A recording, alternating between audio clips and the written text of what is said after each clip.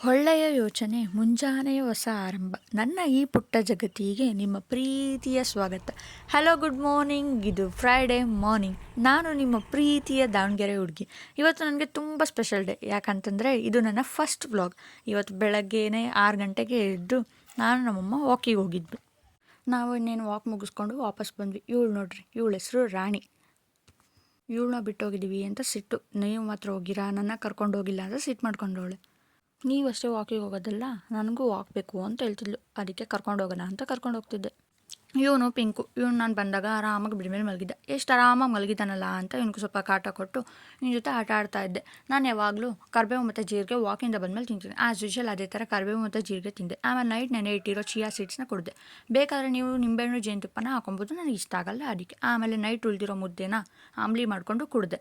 ಆಮೇಲೆ ಕಸ ಎಲ್ಲ ಗುಡಿಸ್ಕೊಂಡು ರಾಣಿಗೆ ಊಟ ಕೊಟ್ಟು ಆಮೇಲೆ ನಮ್ಮಮ್ಮ ತಿಂಡಿಗೆ ಶಾವಿಗೆ ಉಪ್ಪಿಟ್ಟು ಮಾಡಿದ್ವಿ.